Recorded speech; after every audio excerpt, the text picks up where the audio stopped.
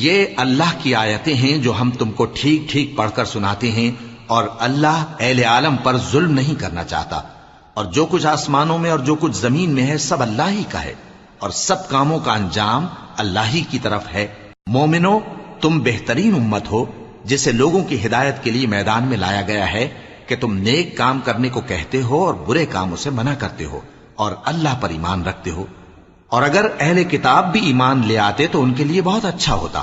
ان میں ایمان لانے والے بھی ہیں لیکن تھوڑے، اور اکثر نافرمان ہیں۔